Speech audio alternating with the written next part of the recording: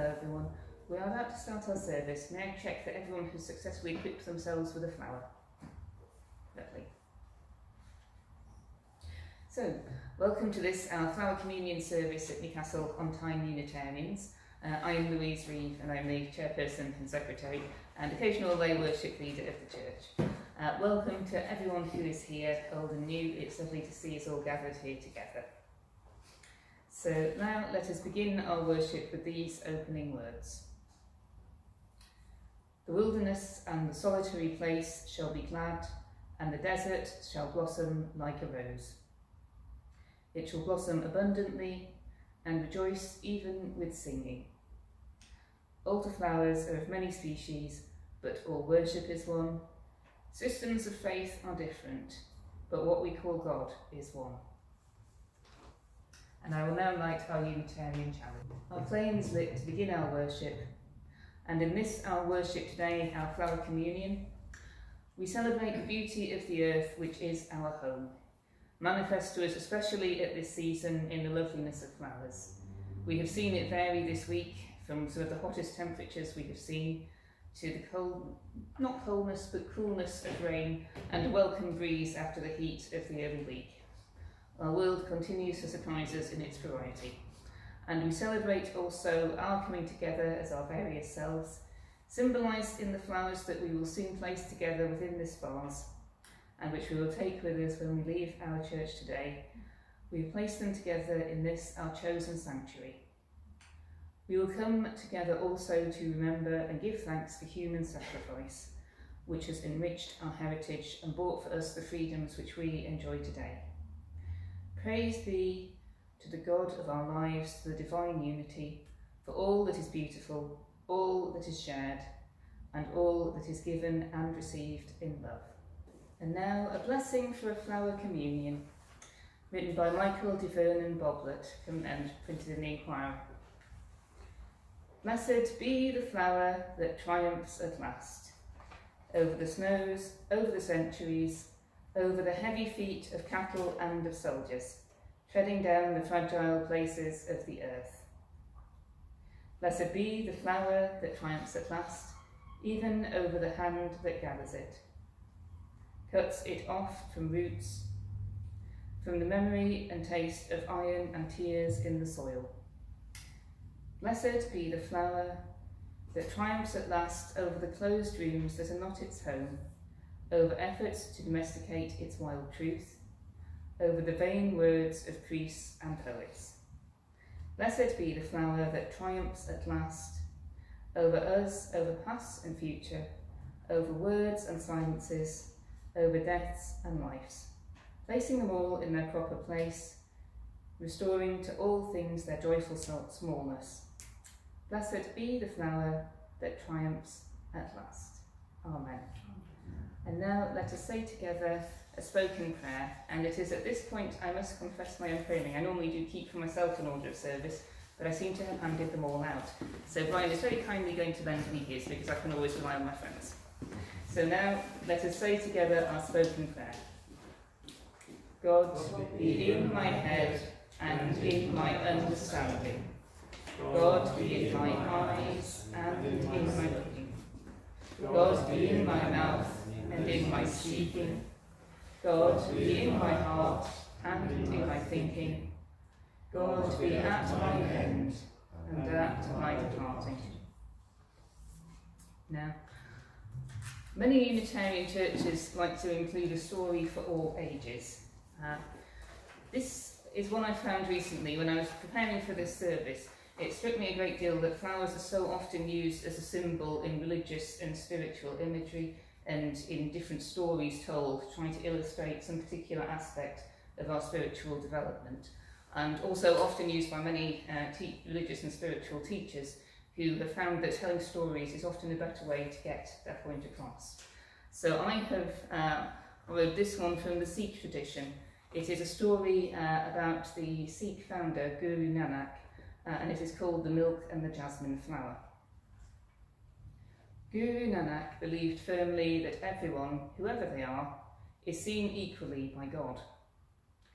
In India, over 500 years ago, Nanak travelled to a new city with a dear friend of his called Madana, who was a Muslim. Nanak was by then such a famous holy man that the news about his arrival spread before he even got to the city gates. The holy men in the city were talking about him, and they were talking about him because they were worried. The arrival of holy worship leaders does seem to provoke a great deal of being disconcerted among people who already happen to be there. The holy men in the city knew Guru Nanak, and they knew he was truly a good and holy person, and they had promised to try to be good like him in theory, but in practice they knew that they had fallen far short of this ideal, and they had been greedy and unkind to people around them. They were scared of the arrival of Guru Nanak and his friend, and they decided to send a messenger to greet him with a bowl full of milk, and to tell him that unfortunately there was no room for anyone else within the city.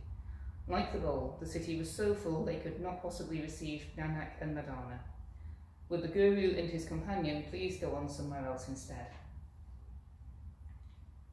As Guru Nanak walked up the road to the city gates, the messengers met him as planned, carrying the gift of a large bowl full to the brim with fresh milk. Perhaps they had hoped that it would serve as a present for the Guru and win his goodwill, and hoped to persuade him that he should wander on somewhere else. The messenger said, "Our holy men send you this milk and apologise that they cannot receive you. Our city is already too full of holy men. You could go somewhere else." Unruffled, the Guru sat down with the messengers, his friend, and the bowl of milk. Before he drank any, however, he picked a jasmine flower from a wayside bush and floated it on top of the milk. Not a drop spilled out. He looked around the group before he said, with a smile, "I think the city is not quite full. As the flower finds space in the full bowl of milk, so there is always room for more holiness in the world." As the flower continued to float on top of the milk, still not a drop spilt over. The messengers went back into the city and told the holy men what had happened. They saw how ridiculous their plan had been and felt ashamed of what they had tried to do.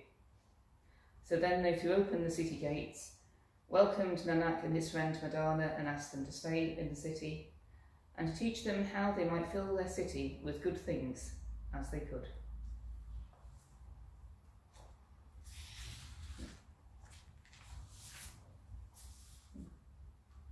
And now let us have our next hymn. It is in the Green Book and it's number 9.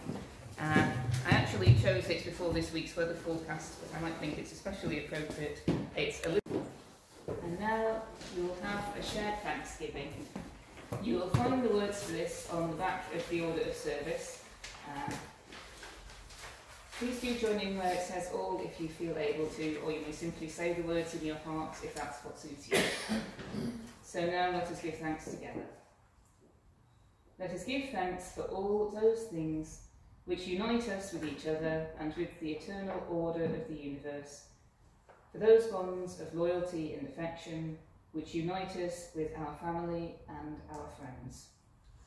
For the love and support which we have from those nearest and dearest to us, we lift up our hearts in thanks.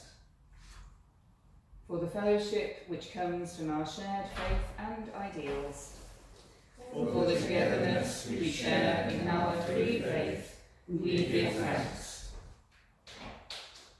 For the wider fellowship which springs from our common humanity, a fellowship which transcends all boundaries of race and culture and creed, uniting all humankind in a community far outreaching the things that divide us from one another.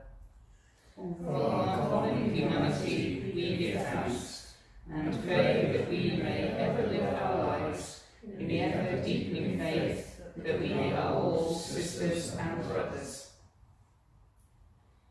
For the elemental forces which move through all the world of nature, from which we have our being, and through which we are related to the earth and the air, the sea and the stars. For these and for everything in which our spirits find strength, we lift our hearts in praise and deep thanksgiving. These flowers, which we will now bring together, represent the treasury of our united devotion, gathered from the particular soil of our separate lives. Together they are a token of that beauty which can redeem and transform our lives and the lives of all people. May these flowers be to us a symbol of all things which unite us with each other and with the eternal order of the universe. And now I invite everyone to join together in bringing your flowers to our table as we sang in our first hymn and placing them on the vase which is next to our chalice.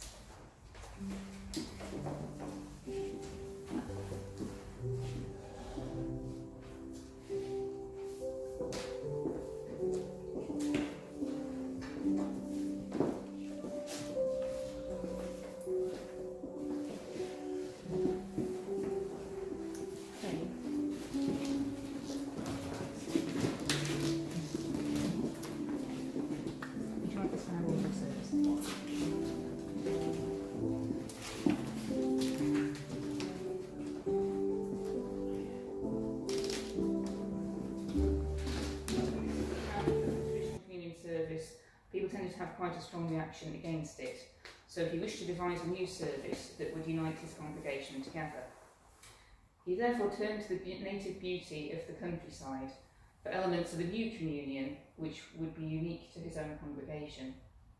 It became one of their most significant services and was soon introduced in other Unitarian congregations. When it became clear that the Nazis were going to invade Czechoslovakia, Čapek's friends urged him to leave the country. His wide reputation as a religious liberal, his activities as a hymn writer, newspaper editor, preacher, teacher and lecturer, and perhaps I suspect a man who didn't get much sleep. He must have worked incredibly hard. These all put him in a dangerous position. He refused to go. He felt he had a duty to remain, but his wife Maya left at the last moment for America. Čapek continues his work, which became increasingly risky. Reverend Eric Price describes what happened next as follows. Because of the monotheistic beliefs of the Unitarian congregation at that time, he was able to accept into membership a number of Jews who would otherwise have been swiftly rounded up by the Gestapo. This gave them precious time in which to plan their escape from the country. When, after 2 years, this merciful plan was discovered, Dr. Čapek, along with his daughter Zora, who had remained with him, were both arrested. She was arrested for the crime of listening to the BBC on the radio, and he was arrested for the same offence and for high treason. Eventually, Reverend Čapek was sent to Dachau concentration camp and his daughter Zora to a labour camp. Almost a year after his arrest, Čapek's name appears among prisoners sent on October the 12th, 1942, to Hartheim Castle near Linz in Austria, where he died of poison gas. Before his death, Dr. Čapek's courage in the face of torture and starvation was a source of inspiration to his fellow prisoners. Fortified by his words and example, they held on despite the grim agonies of the camp. Since that time, many Unitarian churches in America began to celebrate the Flower Communion. In 1965, Reverend Eric Price brought a version of this service and the story of Norbert Čapek to Britain. Since then, an increasing number of UK Unitarian congregations have held this service annually. It is held partly for its own intrinsic beauty, partly as a symbolic expression of giving and receiving in our worship together as a congregation, and now also as a fitting memorial to Norbert Čapek, who created this service in happier days. His life of service to his fellow human beings reached its climax in great courage in the face of an appalling tragedy. Let us remember him in our worship as we share the beauty of the flowers. Amen. And now let us take a few moments for silent meditation, contemplation and prayer. Then we will have a short musical interlude. So, one of my thoughts in putting together today's Flower Communion As I said earlier, how often flowers appear in stories and lessons from the world's great religious and spiritual traditions. We heard earlier the story of the jasmine flower and the bowl of milk from Sikh tradition. Last time we held this service here in 2018, we heard the famous passage from the Gospel of Matthew containing the phrase, "Consider the lilies of the field." And due to its pure white colour, in Christian tradition the lily is strongly associated with Jesus' mother Mary, and red roses are sometimes used as a symbol of sacrifice. There are some churches, notice traditionals, put together 5 red roses as a sign of the injury suffered by Christ on the cross. Looking east, the main Hindu prayer rites are called puja, which means the flower act, and lotus flowers have many symbolic meaning in Hindu tradition. They are associated with beauty and fertility, but also with divinity and piety, and that's something we also see in Buddhism. Buddhism often uses lotus flowers to depict the Buddha. The lotus flower symbolises the highest level of spiritual enlightenment, with the idea being that the mind opens and expands, much as the lily flower does when it grows. I was lucky enough when I was in Singapore some years ago to be able to visit several temples there. It's not unknown. I've seen images of Buddha depicted and other people who have achieved enlightenment with a lotus flower in the centre of the forehead to symbolise the enlightened mind. In paganism, Beltane decorations often feature yellow mayflowers twined around windows and doorways. Beltane is a flower festival, and the yellow flowers help symbolise flowers and fire. And perhaps it's also a link to the Roman festival of Floralia, who was the goddess of flowers, which would occur around the same time of year. Now, those of you who were here for the service I did about the General Assembly on GA Sunday in June will recall that we had a discussion based on Reverend Andrew Hill's ideas about what Unitarian communities are like. I was very happy when I was putting this together to learn that he's actually written a follow-up called A Rose by Any Unitarian Name. I'll now read some of this because I think I'll admit it slightly amused me, partly because I have a rose in my own garden. It was given to me by my closest friend, who wisely selected one called Forever Friends, both for its meaning and for the fact that it's an extremely hard rose to kill. So I have, she knows me very well, so I have some sympathy with sections here which describe getting out the secateurs. So now let me talk about how Andrew Hill thinks a Unitarian church is like a rose bush. And he says he's not just talking about committee meetings. He says, over many years I have gathered a useful group of metaphors for explaining what a Unitarian congregation is like. Here's a checklist, and if you were here on GA Sunday this may sound familiar. One idea is that a church is like a garden. It's a variety of people growing together in the same patch, but at different stages of development. Another is that a church is like a patchwork quilt. Different people, men, women and children, all stitched together into one thing. A church is like a glue pot. It's sticky and it's easy to fall into, but it can be hard to get out of. A church is like a rainbow. We are one community, but 7 or more different people. A church is like a stew pot, with ingredients of different people all mingling and stewing faithfully together. A church is like a rock, apparently solid, but in reality the atoms that make it up are vibrant and dynamic. Church is like a box of licorice all sorts, and if only I brought some with me next time. All sorts and conditions of people all in it together. I was asked earlier if I'd attended the Unitarian General Assembly earlier this year. I did. I'm tempted to comment that having been present for trying to take the annual photograph, I'm impressed that Andrew Hill didn't refer to it as being a bit like a herd of cats. Appealing to look at, but incredibly difficult to get all into one place. Andrew Hill says, I'd like to explore another metaphor that came recently. A Unitarian church is like a rose bush. Prickly and full of prickly people, and some are a bit more prickly than others, though some may be like the thornless rose. Sometimes, or occasionally. Suckers. Gardeners among you will know all about hybrids and rootstock, and especially as they affect the growing of roses. Those who know anything about roses, which I confess I don't that much, will know that new, colourful and large-flowered modern rose varieties, the marvellous variety of shapes, colours and scents, are actually grafted onto the longer established and hardier rootstocks of older types of rose. So Andrew Hill thinks that a Unitarian congregation is a bit like that. It's a rose bush. We have different varieties of faith: theistic, humanistic, agnostic, Christian, non-Christian and Unitarian, all grafted onto a hidden rootstock below the ground. It's often overlooked and too frequently forgotten, except by the suckers. Suckers are a particular problem for serious rose growers. I'm glad I'm not one of them. I just enjoy the rose. Suckers are the unwelcome shoots which spring up directly from the rootstock of the rose. Left to grow into leaf and then flower, the suckers sap away energy which rose growers would really prefer the bush to use, producing large and showy blooms on the grafts. So a keen rose gardener will go around with its secateurs, enthusiastically removing every sucker in sight.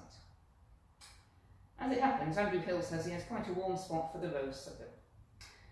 And he says that when he sets out round the garden in pursuit of them, part of him resists.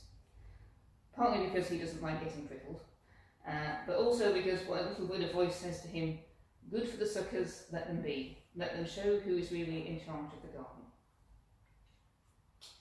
He comments also that he has something of a fondness for dictionaries. And that a good dictionary has got two functions. Firstly, it describes how a word is currently used. Secondly, it describes how the word got to where it is now. He illustrates this using a Unitarian definition, which appears presently on our main British Unitarian website. Unitarian, it says, a member of a denomination that stresses individual freedom of belief, the free use of reason in religion and spirituality, a united world community, and liberal social action. That definition comes from the American dictionary, the Merriam-Webster dictionary, and its history is that it was created in 1961 following the amalgamation of the American Unitarian Association with the Universalist Church of America. He thinks that there's anything that a Unitarian Universalist for America or a British Unitarian would really want to object to about it. All are beautiful blooms worthy of a rose competition, but we might ask, are they sufficient as a Unitarian definition? Are they exclusively Unitarian? These are all cherished, either officially or unofficially, by many people in other religious communities and other faith traditions. So, what's exclusively Unitarian about them? He thinks that this ignores the second functionary of the dictionary entry, which is how we got the word to where it is now. The definition is all graft and no rootstock, and without rootstock we know what happens to grafts. They wither and perish. So let us think about the historical principles behind the story of the word Unitarian, not to fetter the word in chains, but to give it something of a historical context. It was rooted in what most of us who know our Unitarian history would know is the anti-Trinitarian response, as it was at the time, a reaction against the idea in Christianity that God is three personalities, Father, Son and Holy Spirit, and that Jesus was God as well as being a human being. But God is one, the Father alone, said the early Unitarians as they reacted to this, and in particular as they emerged in late 16th century southeastern Europe. Ex as isten, God is one, it proclaims in Hungarian over the front doors of many Unitarian churches in northwest Romania, where in 1569 the Hungarian Reformed Church passed a resolution known as the Agreement of the Orthodox Ministers in Hungary against the Transylvanian Unitarians. In 1600, the Transylvanian Parliament passed a decree which referred to the Unitarian religion, which is the first reference to that phrase, Unitarian religion. So let's go back to the suckers, the Unitarian suckers, the prickly rootstock shoots that spring up here, there, and every now and then, just to remind us where our roots are. But without the rootstock, and which is our history, we would have no brightly coloured blooms of insight from reason and from science, and from differing world faiths for display. So, Andrew Hill comments that in the second Unitarian Theological Conference that was held last October at Mill Hill Chapel, he identifies that rootedness was a common theme of all four speakers. Joe James traced the specific stream of Unitarian development from the root source in post-Reformation Europe through to the mid-20th century English-speaking Unitarian tradition. Stephen Lingwood emphasised that faith can only exist because it has historical rootedness. We need to strike our roots into a definite plot of soil. Mel Credo spoke of our need for a chain of memory, a set of resources which link us to our past and our future. David Spears stressed, if we don't value our tradition, we have nothing to test our new ideas against. All of these features are available online, and I will be happy to share the links with the congregation if people wish to see them. It's also possible to read them as a booklet. So Andrew Hill concludes by saying he loves and adores our Unitarian variety, its openness to other faiths and cultures, its readiness to receive insights from secular investigation, its refusal to never be once and for all delivered, and to me that is an interesting idea. We know that our Unitarian faith has many historical traditions, and some of them go right back to the founding of Christianity. The idea of the Holy Trinity certainly wasn't set in stone for much of the early Christian church's tradition. We know, through looking at our history, through the history of Arianism, Faustus Licinius, we have had many historical predecessors, and it does interest me looking at this, that perhaps we should take this one step further and wonder what Unitarianism itself might prove to be the rootstock for. We are not a set in stone faith. Perhaps one day Unitarianism will evolve to become the rootstock for something new. We simply don't know, but we must always look to the future.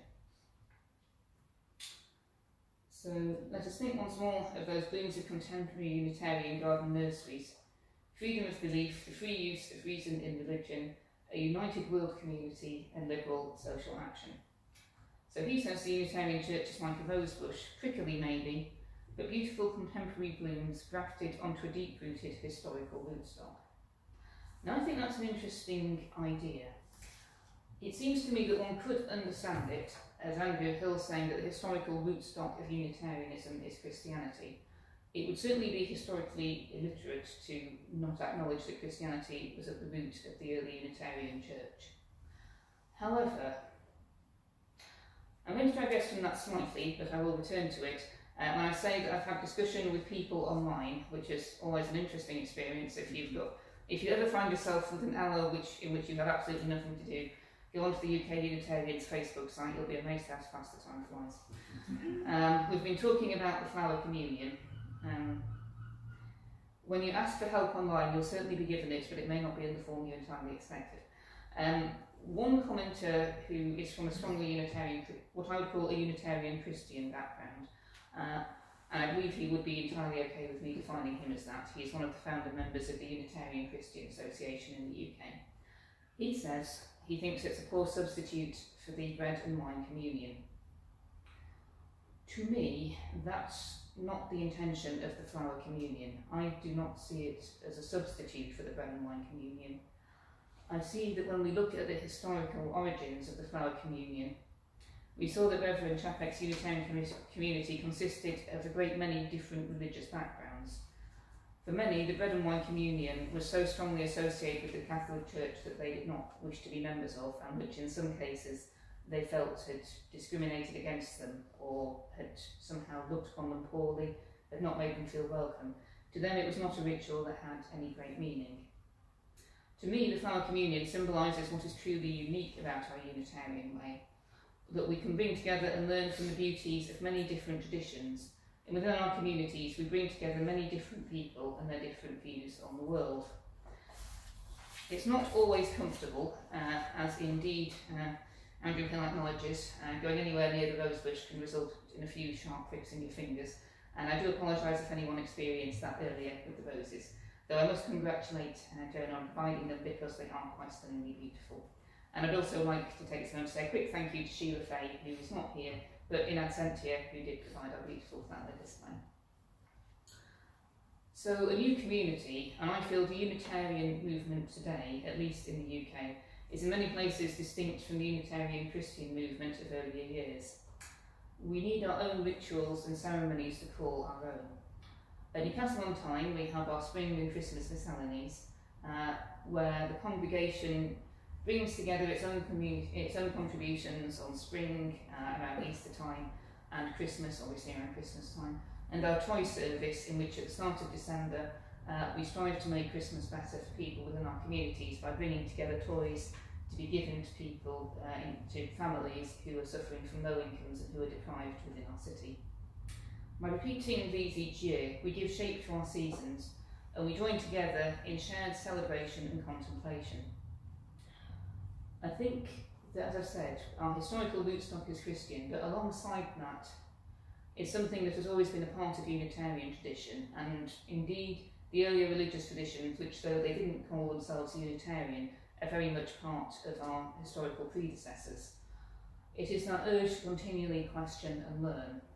We are a community that will, in a sense, never be satisfied, because for us to achieve complete certainty would in many ways, I feel, to many of us be false, because we are always aware there is always something new to learn, always something we have not yet encountered, always indeed a way in which faith can develop.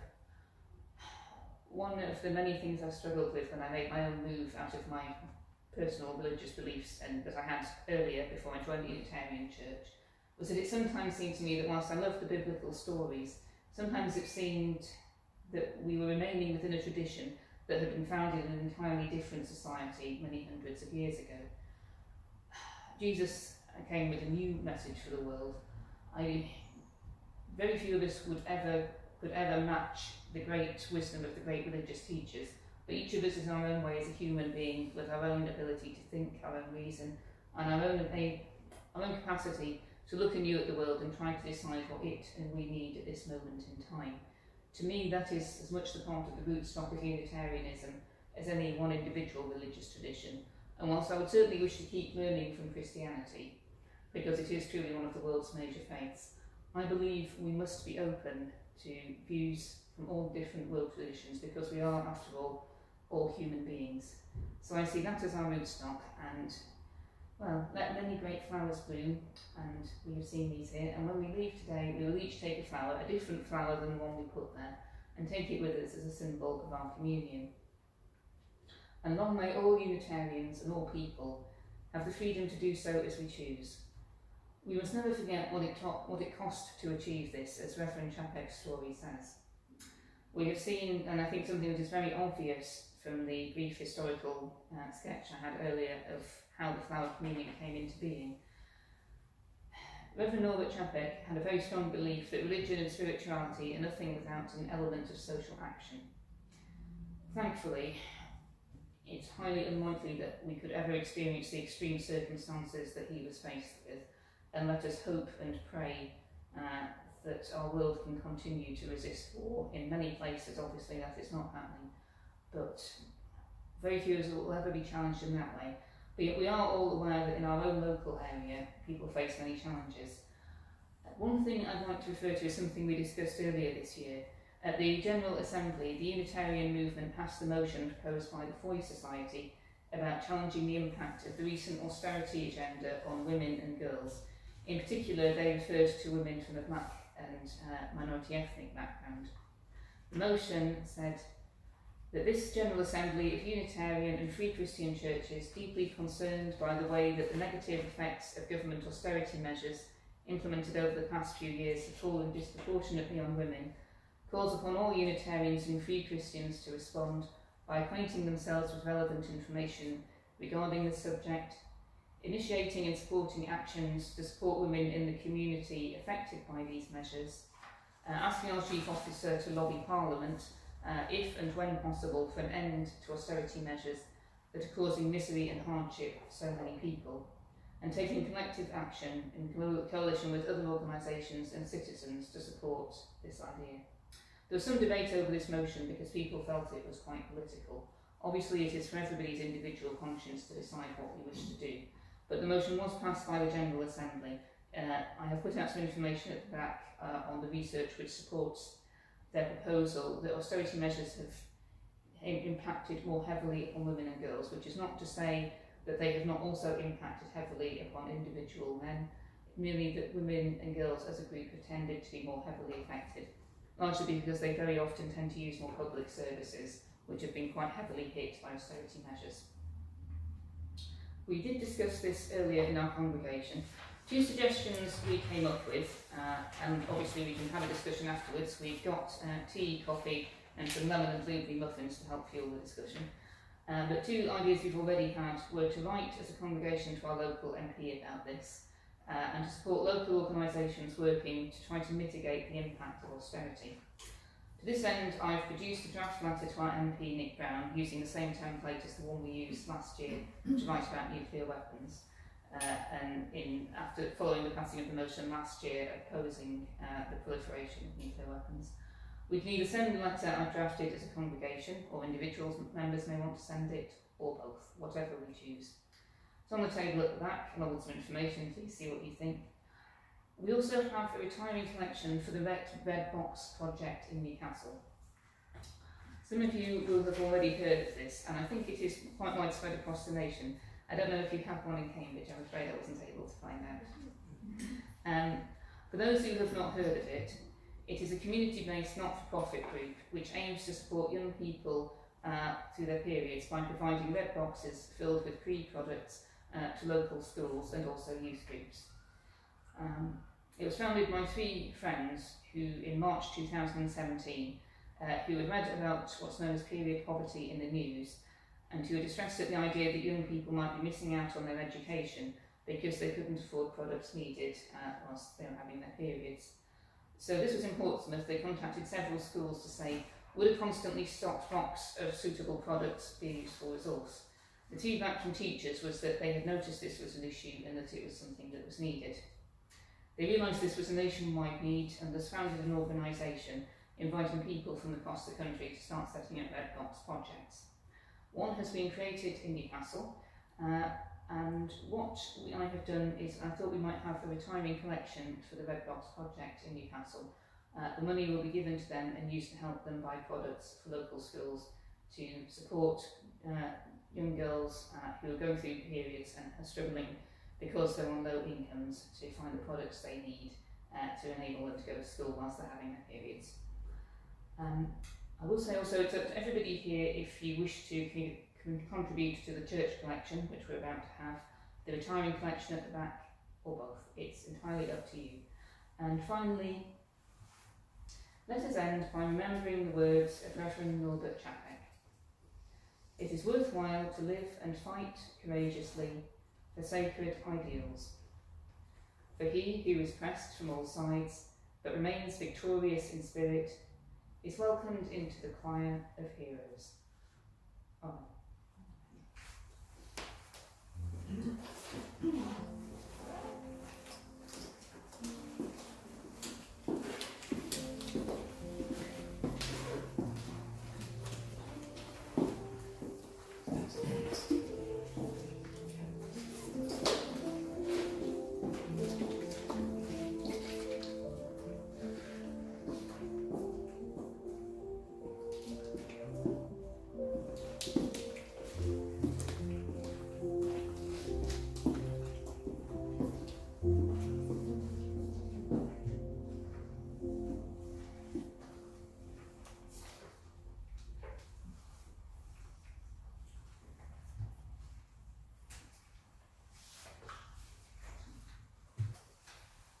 Church notices. Firstly, as always, many thanks to David for providing our musical accompaniment. Next week's service is going to be led by Elizabeth Fayes from York, and our welcomers are going to be Brian and Martin. The management committee meeting will be held after this service here in the hall around 12:30. Members of the congregation are welcome to join us as observers. Please just speak to a member of the committee if you do want to join us so we can find you a chair. The saga of the parking on the cobbles continues. We're looking at fitting some bollards and signs to see if that's a possible solution to stop people parking there who are not visiting the church. For now, can I just remind everyone, I think most people are aware that if for any reason you are parking within the yard or on the cobbles when you're visiting the church, that's fine, but please do display Unitarian Church Pass in the window, and if you don't have one, let me know and we'll find one for you. Quick reminder that the Unitarian Society for Cyclical Studies Conference is taking place over the 27th and 29th of September at the Nightingale Centre in Derbyshire. Details and the option to book are available online. There is financial support available from the Northern Unitarian Association for anyone who wants to attend.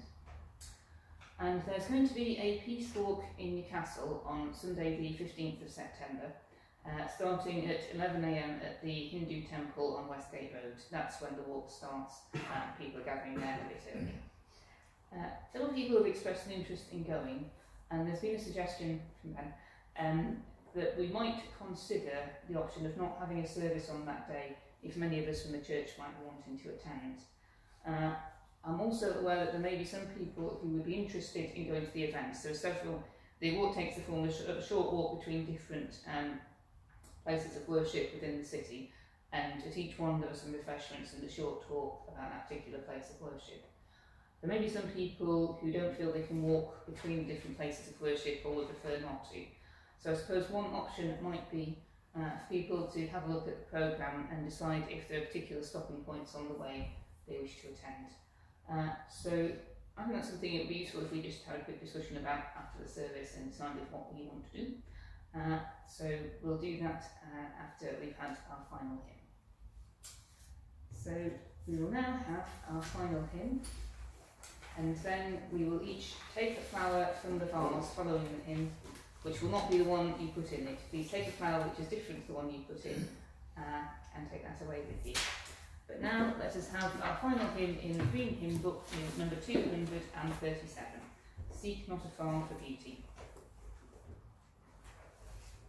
And now I invite everyone to choose a flower from the vase.